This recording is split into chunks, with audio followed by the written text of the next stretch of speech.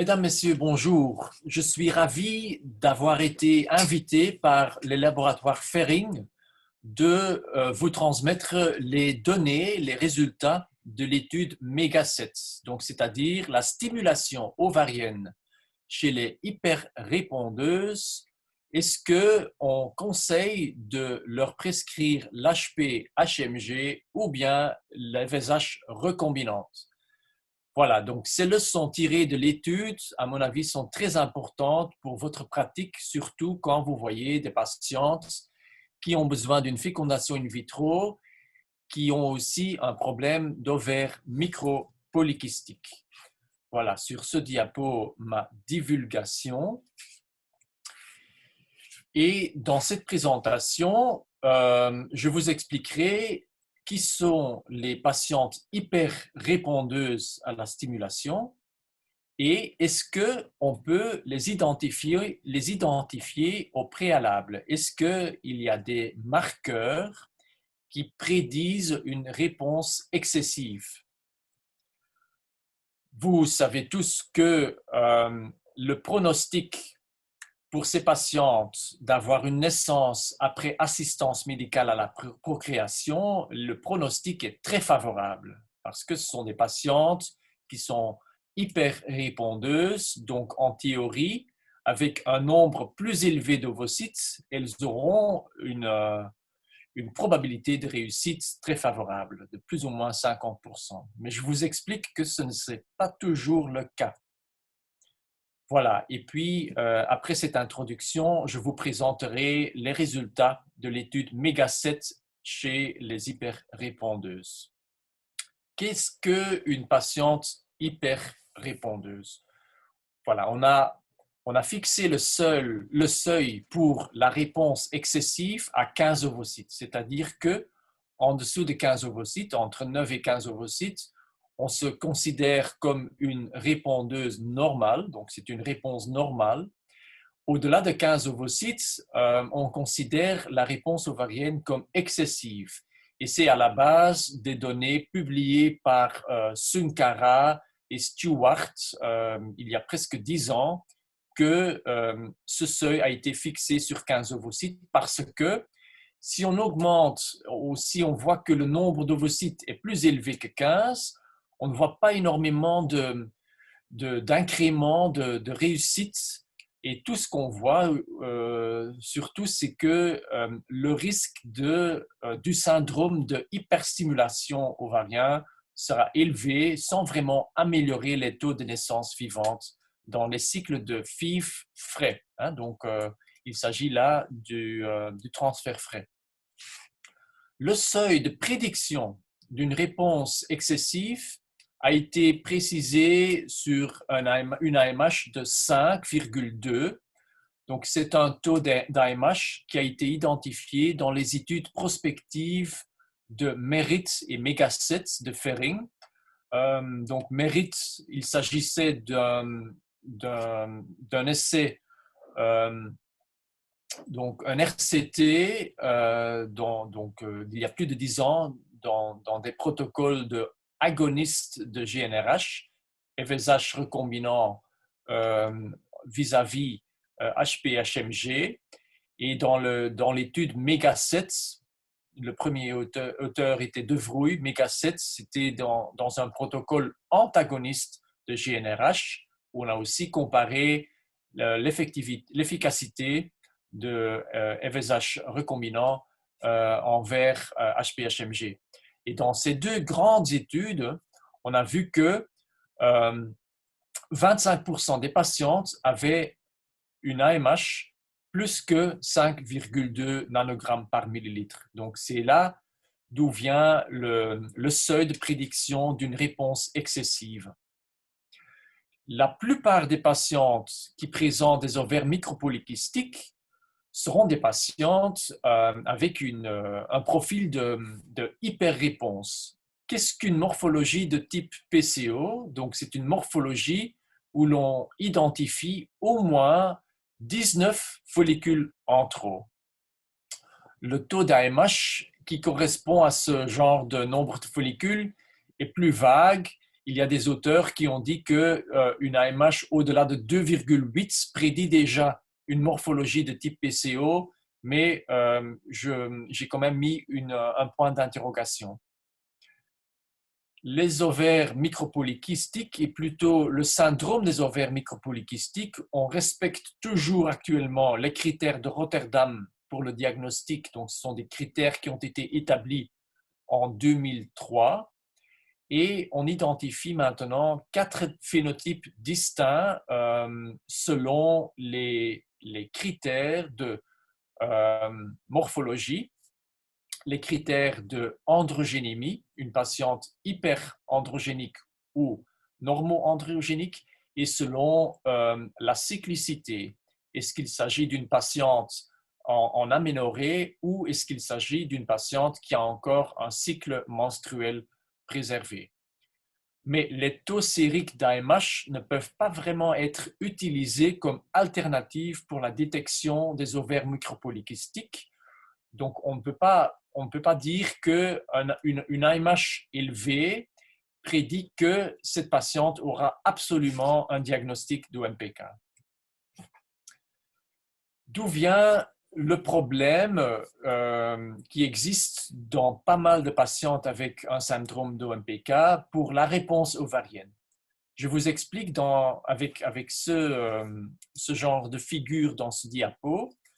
Donc, si vous avez quelqu'un qui présente une AMH très élevée, vous allez savoir que cette AMH élevée va inhiber l'action de l'FSH. Donc, l'expression du récepteur pour l'FSH, cette expression sera limitée. Donc, l'FSH qui sera là ou qui sera injecté n'aura pas vraiment une bonne action de recrutement sur les follicules en trop. Donc, c'est déjà un problème. Deuxièmement, l'AMH va aussi exercer une inhibition sur le recrutement des follicules primordiaux. Donc, il y aura un seuil et dès qu'on dépasse ce seuil avec une bonne dose d'FSH, vous allez voir que tous les follicules en trop vont commencer à se développer. Donc, il y aura une réponse excessive. Mais la balance entre une absence de réponse et une réponse excessive sera très délicate et très fragile chez ces patients. Donc, c'est très difficile de vraiment trouver la bonne dose pour avoir une bonne réaction, une bonne réponse. Aussi, il y a l'impact de la masse corporelle chez la patiente. Si vous avez une patiente avec un problème d'OMPK, qui présente un problème d'obésité, il est sûr qu'il faut augmenter la dose de gonadotrophine parce que sinon, il n'y aura pas une bonne réponse. La réponse de l'ovaire sera très bonne quand vous avez une patiente comme je vous présente ici. Donc, vous voyez un ovaire micropolycystique avec une AMH de 6,5 nanogrammes. Donc, ça promet déjà une bonne réponse. C'est une patiente qui a des cycles un peu plus longs, qui n'a pas un problème hyperandrogénémique. Donc, cette patiente, elle aura une très bonne réponse ovarienne avec beaucoup de follicules et beaucoup d'ovocytes. Par contre, la patiente ici, qui présente un ovaire avec énormément de follicules, avec une AMH très élevée, 16 nanogrammes par décilitre, elle n'aura pas de cycle, donc l'AMH sera tellement élevée que cette patiente sera en aménorrhée. Elle va aussi présenter une hypertestostéronémie, donc c'est une patiente qui sera très difficile pour stimuler ses ovaires. Il aura une réponse très, très limitée ou bien très excessive. Donc, la différence entre une hyporéponse et une hyperréponse sera très, très difficile chez cette patiente. L'idée a été propagée que plus il y a des ovocytes, mieux c'est. Voilà. Mais c'est une idée que je voudrais quand même accuser. Donc, il est sûr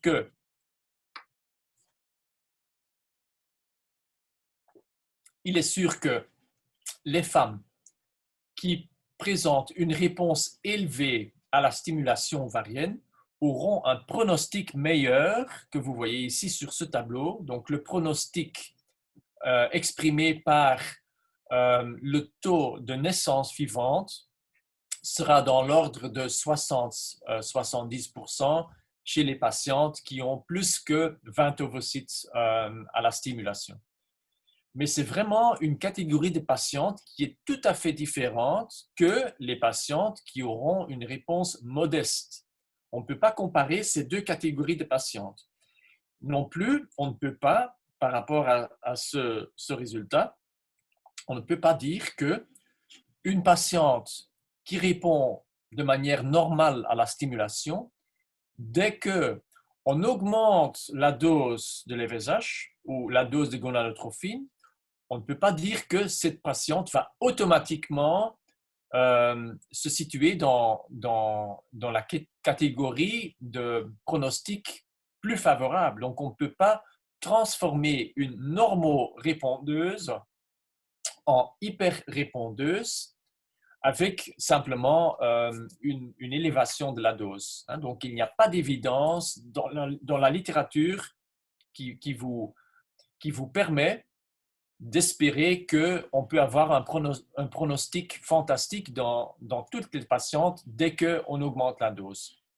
Tout ce qui a été publié, c'est que l'incidence du syndrome d'ovaire, de hyperstimulation ovarienne, cette incidence sera augmentée avec une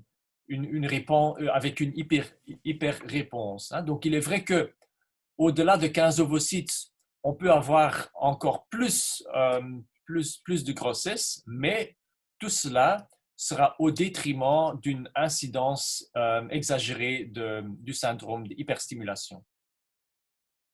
En plus, ce qui a été démontré dans la publication de Arce avec l'FSH humain recombinant de Ferring, c'est que si on avait une dose élevée, il est sûr que le nombre d'ovocytes était aussi élevé, mais le taux de blastocystes n'était pas augmenté. Donc, si on a plus d'ovocytes, ça veut dire que certainement la réponse avec donc plus d'ovocytes à cause d'une dose plus élevée d'FSH, c'est clair, mais ça ne promet pas que le nombre de blastocystes de bonne qualité sera aussi augmenté. Voilà, je vous donne donc un exemple de problème qui pourrait se produire chez des patientes hyperrépondeuses quand on fait une stimulation avec une dose pas très élevée, donc seulement 150 unités par jour. Donc une stimulation ovarienne chez une patiente de 34 ans avec une AMH très élevée de 16,3 nanogrammes par millilitre, indice de la masse corporelle normale.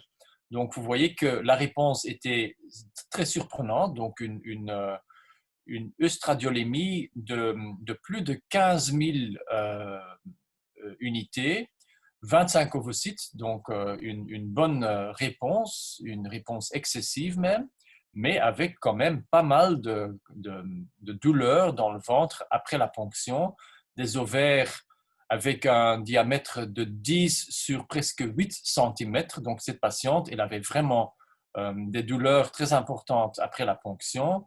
Donc, c'était un syndrome de hyperstimulation ovarienne modérée, même après déclenchement par un agoniste de GnRH et une congélation d'ovocytes. Donc, on ne peut pas dire à la patiente que dès qu'on a une congélation d'ovocytes, qu'il n'y aura pas de syndrome d'hyperstimulation. Donc, ce n'est pas vrai. Donc, ce sont des patientes hyperrépondeuses qui pourraient éprouver une torsion ovarienne, une malaise abdominale, risque de thrombose. Donc, le syndrome d'hyperstimulation, ce n'est quand même pas une maladie du passé. Donc, même dans le temps contemporain, on a des patientes qui devront être hospitalisées même après une stimulation avec des antagonistes de GnRH déclenchés par des agonistes. Donc, même si vous n'allez pas voir des grands volumes de liquide dans le Douglas, vous allez quand même voir des ovaires de grand volume qui causaient problème. Et il y a aussi en plus de plus en plus des patientes hyper-répondeuses qui n'acceptent plus d'être stimulées comme avant et qui préfèrent quand même avoir une réponse plutôt modeste et qui ne veulent absolument pas expériencer un problème de hyperstimulation ovarienne. Donc, c'est quelque chose qui a été étudié aux Pays-Bas par le groupe de Madelon Van Wely, que donc, la patiente hyper répondeuse, de plus en plus, est prête à accepter une moindre chance de grossesse pour une réduction du taux de OHSS. Donc, qu'est-ce que vous allez faire avec vos patientes hyper répondeuses? Est-ce que la patiente est atteinte du syndrome d'ovaire micropolycystique et quel est le phénotype? C'est quand même une question très importante parce que vous allez voir que dès que la patiente est enceinte, vous pouvez avoir un risque élevé de maladies d'hypertension, comme par exemple la prééclampsie, chez les patientes SOMPK hyperandrogénémiques. Donc, c'est très important d'identifier ces patientes à haut risque avant d'être enceinte. Il est aussi important de focaliser sur les modifications du mode de vie et la perte de poids avant le traitement de fécondation in vitro.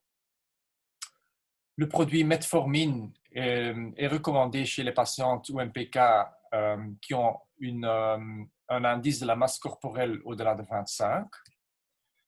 Et le protocole de préférence, c'est le protocole de l'antagoniste de la GnRH avec un déclenchement de l'ovulation avec un agoniste de la GnRH, ce qui a été recommandé par Griesinger et Papanicolaou. Le seuil de déclenchement avec des agonistes de la GnRH au lieu de la HCG, c'est au moins 18 follicules de au moins 11 mm le moment du déclenchement. Donc, si vous voyez que le nombre de ces follicules est plus élevé, il faut abandonner la HCG pour déclencher l'ovulation. Il faut donner les agonistes de la GnRH. Après le déclenchement de l'ovulation avec un agoniste de la GnRH, est-ce qu'on peut faire un transfert frais ou est-ce qu'on peut dire à la patiente de congeler les ovocytes ou les embryons? Il faut congeler, c'est plus sûr de congeler que d'essayer quand même de donner un transfert frais. Ce qui a été présenté en Human Reproduction cette année-ci par notre groupe. Le premier auteur était Santos Ribeiro. Donc, un transfert frais devrait être déconseillé dès que la patiente présente plus de 18 follicules de plus que 11 mm. Et maintenant, le sujet de cette présentation, le sujet principal, c'est-à-dire l'étude MEGA7HR. D'où vient cette étude?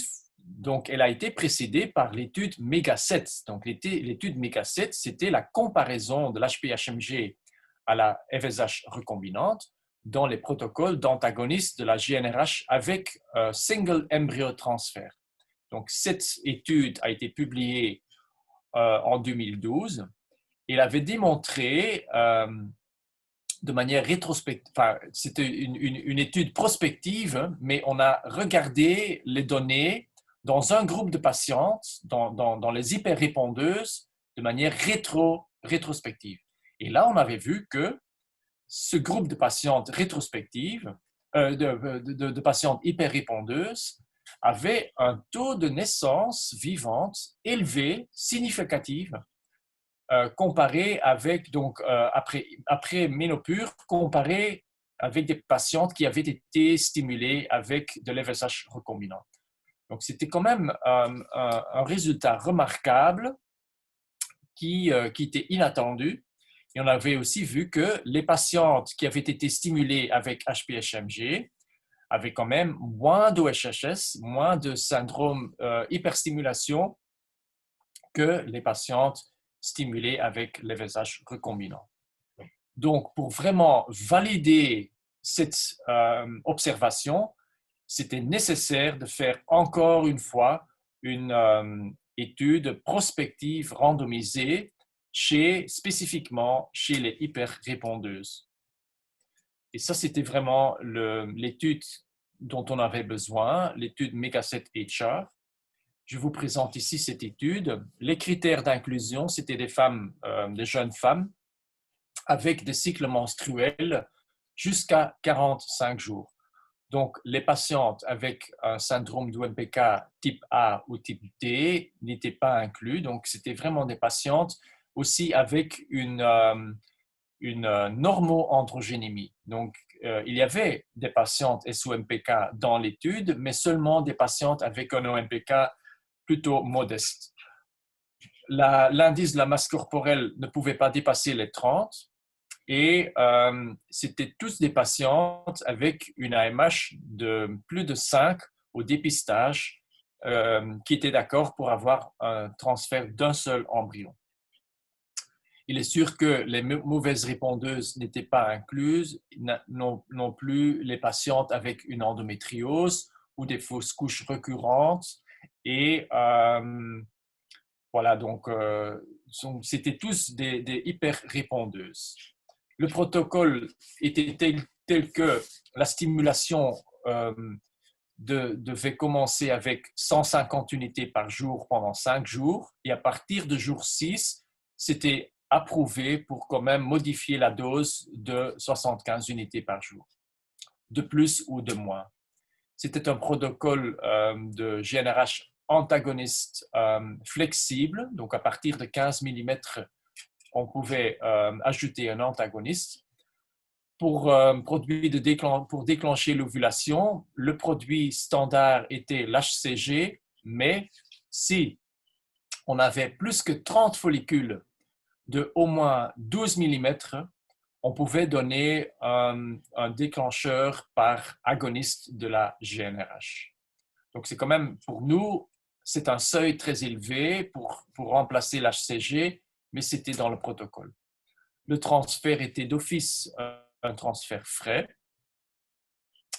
Et on a vu que sur les 620 patientes randomisées, il y avait plus ou moins 400 patientes qui avaient un transfert frais. Les autres patientes n'avaient pas de transfert frais à cause d'une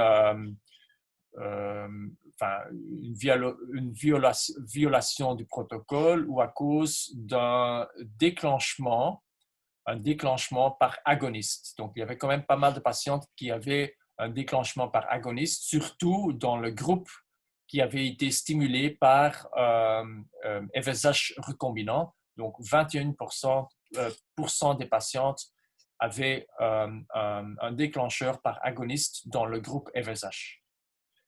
On a regardé tout d'abord le résultat du transfert frais, mais on a aussi eu une extension de l'étude avec des transferts d'embryons congelés. On avait vu que le nombre d'ovocytes était plus élevé dans le groupe stimulé par FSH, donc 7 ovocytes de plus, et un blastocyste de bonne qualité en plus chez les patientes, de plus chez les patientes stimulées par FSH. Donc, une réponse moins excessive chez les patientes traitées par HP-HMG. Donc, le paramètre primaire, c'était le taux de grossesse évolutive qui était équivalent dans les deux groupes. Ce qui était quand même remarquable, c'est qu'il y avait moins de fausses couches dans le groupe stimulé par HP-HMG comparé avec le groupe stimulé par FSH. Donc, l'efficacité était comparable chez les hyperrépondeuses après stimulation par FSH ou HP-HMG. Alors, on a regardé les transferts d'embryons congelés pendant 6 mois, donc entre un transfert et 3 transferts. Et là, on a aussi regardé les naissances suivantes. Et encore une fois, on avait vu que l'efficacité entre HP-HMG et FSH était comparable, donc même taux de naissance cumulative après 6 mois, mais avec, de manière très remarquable, avec moins de transferts d'embryons et moins d'embryons dans le groupe traité avec HPHMG. Donc, un taux de naissance suivante cumulative équivalente avec moins d'embryons après ménopure. Et en plus, on avait vu que la probabilité de fausse couche ou de perte biochimique était moindre après stimulation par ménopure. Donc, les pertes cumulées en début de grossesse plus faibles chez les patients traités par ménopure comparé à des patients traités par FSH. Et en plus, mais là aussi, c'était déjà quelque chose qui avait été identifié dans l'étude MEGA7. Donc, dans l'étude MEGA7HR aussi, les patientes traitées avec HPHMG avaient une probabilité moindre d'avoir un syndrome de hyperstimulation ovarienne. Donc, comme résumé de cette étude MEGA7HR, il était clair que les patientes qui avaient été traitées avec HPHMG avaient moins d'ovocytes que des patientes traitées avec FSH recombinant. Moins d'ovocytes, mais aussi une incidence plus faible du syndrome de hyperstimulation et malgré tout, un taux de naissance suivante similaire. Voilà. Avec aussi un risque plus faible de perte précoce de grossesse après HPHMG. Donc, en sachant que la HPHMG contient une activité de la LH, principalement sous la forme de HCG, on s'est mis à identifier ou à formuler une hypothèse d'où venait donc cette réponse moins exagérée, mais aussi une plus faible perte précoce de grossesse dans le groupe HPHMG. Et c'est probablement dans les études de Johann Smits, qui avait donc les études dans l'étude Mérite, qui a été donc Johann Smits avait vu que le taux de HCG dans le sérum de la patiente était associé avec l'incidence d'avoir des embryons de très bonne qualité. Donc, plus élevé l'HCG dans le sérum de la patiente, plus élevé le nombre d'embryons de bonne qualité. Donc, probablement, il y a un lien entre le contenu de l'HCG dans le produit et la probabilité d'avoir des embryons de bonne qualité. C'est probablement une clé, une hypothèse pour comprendre les résultats de l'étude MEGA7HR. Aussi, Bordebeck avait aussi déjà regardé le taux de gonadotrophine ou les doses de gonadotrophine qui étaient nécessaires pour avoir un enfant. Et là, on avait vu qu'on avait besoin de moins de HPHMG pour obtenir le même nombre d'enfants que pour les VSH recombinants. Pour les patientes ayant un problème d'ovaire micropolycystique, il y a aussi l'option de faire le drilling ovarien. Mais cette option a été déconseillée récemment par le review dans le Cochrane, où on avait dit que le forage des ovaires avait tendance de diminuer le taux de naissance suivante chez les patientes présentant une résistance anovulatoire au syndrome d'ovaire micropolycystique. Donc, ce n'est que dans des cas très spécifiques qui ont des AMH très élevés et des ovaires très grands, très volumineux, où on peut offrir l'option du drilling pour réduire l'AMH.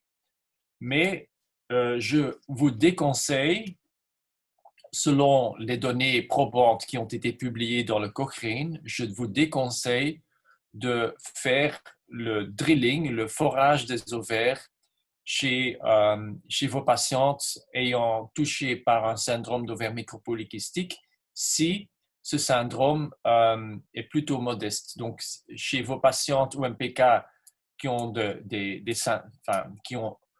AMH, des niveaux d'AMH très élevés, disons peut-être au-delà de 15, c'est peut-être une bonne idée de quand même faire un forage, mais si l'AMH n'est pas trop élevé, c'est à déconseiller de faire des forages de l'ovaire.